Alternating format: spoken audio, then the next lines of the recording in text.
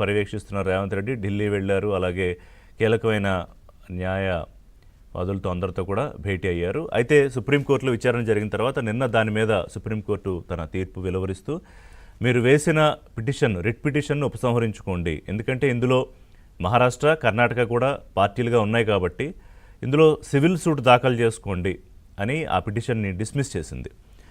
ఇనేవే dismiss చేయడం కన్నా కూడా విత్డ్రా చేసుకోమని చెప్పింది. తెలంగాణ ప్రభుత్వం విత్డ్రా చేసుకుంది. సో అది తెలంగాణ ప్రభుత్వం ఏదో వెనక్కి తగ్గిపోయిందనో ఆంధ్రప్రదేశ్కి ఇది గెలుపనో చెప్పడానికి కూడా లేదు. కానీ ఏదైతే డిపిఆర్కి ముందే అసలు ప్రీ ఫీజిబిలిటీ రిపోర్ట్ పిఎఫ్ఆర్కి సంబంధించి ఏదైతే ఒక ప్రయత్నం జరుగుతోందో ఆ దశలోనే అడ్డుకోవాలని తెలంగాణ ప్రభుత్వం సుప్రీంకోర్టును కోరింది.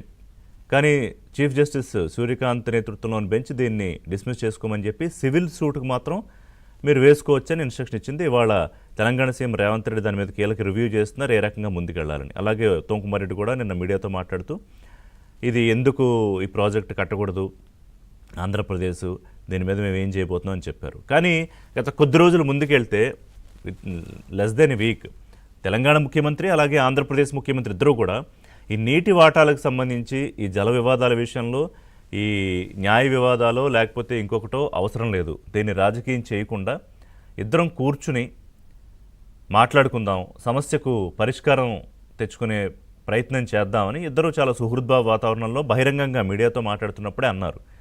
సో ఆ తర్వాత మరి ఒక ప్రయత్నం కూడా ఎందుకు జరగట్లేదు? మళ్ళీ ఇప్పుడు సివిల్ సూట్ వేయాలని తెలంగాణ ప్రభుత్వం అనుకోవడానికి కారణం ఏంటి? ఇందులో మహారాష్ట్ర కర్ణాటక పార్టీలుగా ఉన్నా ముందు ఈ రెండు తెలుగు రాష్ట్రాల మధ్య ఒక పరిష్కారం వస్తే అప్పుడు ఆ రెండు రాష్ట్రాలతో కూర్చుని మాట్లాడటమా, లేకపోతే వీళ్ళిద్దరూ ఉమ్మడిగా వాళ్ళ మీద ఏమన్నా పోరాటం చేయడమా నీటి వాటాల కోసం అనేది ముందుకెళ్ళాలి. కేంద్రంలో కానీ లేకపోతే ఇటు రాష్ట్రాల ముఖ్యమంత్రులు కానీ బయట మాట్లాడుతుంది అదే. కానీ ఇందులో ఏది డామినేట్ చేస్తోంది? ప్రతిపక్షాల ప్రెషరా? ఇప్పుడు దీన్ని హరీష్ రావు చాలా సీరియస్గా కామెంట్ చేశారు.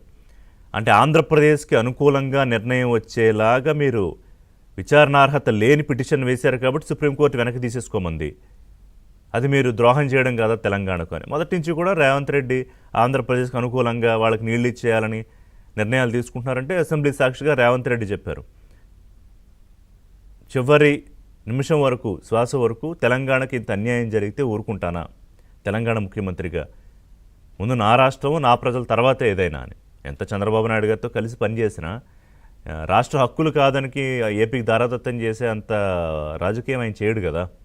అది ఆయనకి పొలిటికల్గా ఎంత ఇబ్బందో ఆయనకి తెలియదా? కానీ ప్రతిపక్షంగా బీఆర్ఎస్ అదే కౌంటర్ వినిపిస్తోంది. ఇప్పుడు హరీష్ రావు కూడా నేను సీరియస్గా దీని మీద ఎలిగేషన్స్ చేశారు. అలాగే ఆంధ్రప్రదేశ్ ముఖ్యమంత్రి మాట్లాడుతూ నల్లమల సాగర్ వల్ల తెలంగాణకి ఏమిటి నష్టం? ఇప్పుడు మేము దిగువన ఉన్నాం, ఎగువను మీరు గతంలో కాళేశ్వరం కట్టినప్పుడు మేము అడ్డుపడలేదు కదా, మీరు కట్టుకున్నారు. అలాగే మేము పోలవరం నుంచి లింక్ ప్రాజెక్ట్ నల్లమల సాగర్ కట్టుకుంటున్నప్పుడు అంటే ఏటా 2500 నుంచి 3000 టీఎంసీల నీరు ఫ్లడ్ వాటర్ సర్ప్లస్ వాటరు సముద్రంలో కలిసిపోతుంది. అందులోంచి ఒక 200 టీఎంసీలు ఒడిసి పట్టుకుని మేము మా నదులు పారించుకుని మా పొలాలకు పారించుకోవడానికి చేస్తున్న ప్రయత్నం, దాన్ని ఎందుకు మీరు అడ్డుకోవాలి? కావాలంటే మీరు శ్రీశైలం నుంచి నాగార్జున సాగర్ నుంచి నీటిని తీసుకెళ్ళండి అని కూడా అన్నారు. అంటే పాజిటివ్ ఆస్పెక్ట్లో చంద్రబాబు నాయుడు మాట్లాడుతున్నారు, మరి రేవంత్ రెడ్డి గారు కూడా అలాగే మాట్లాడారు. కానీ మధ్యలో ఈ న్యాయ వివాదాలు ఎందుకు? అలాగే దీన్ని లైవ్లో ఉంచాలని ఎవరు కోరుకుంటున్నారు? ఇప్పుడు నిన్నగాక మొన్న మాట్లాడుతూ రాయలసీమ లిఫ్ట్ ఇరిగేషను ఆపేస్తున్నారు, గగ్గోలు పెట్టారు ఈయన జగన్మోహన్ రెడ్డి. ఆయన ఉన్నప్పుడు అన్నీ గాలికి వదిలేశాడు, ఒక ఎకరాకు కొత్తగా సాగునీరు తెచ్చింది లేదు, 1,00,000 మందికి తాగునీరు ఇచ్చింది లేదు. కానీ ఇప్పుడు రాజకీయం చేయడానికి బయలుదేరారు జగన్మోహన్ రెడ్డి గారు. గతంలో జగన్మోహన్ రెడ్డి గారు కేసీఆర్ గారు దోస్తీ చాలా బాగుండేది కదా, అప్పుడు మరి ఎందుకు ఈ సమస్యల పరిష్కారం చేయలేదు? మళ్ళీ ఇప్పుడు ఇద్దరు ప్రతిపక్షాల్లోకి వెళ్ళాక దీన్ని ఎందుకు రాజకీయం చేస్తున్నారు?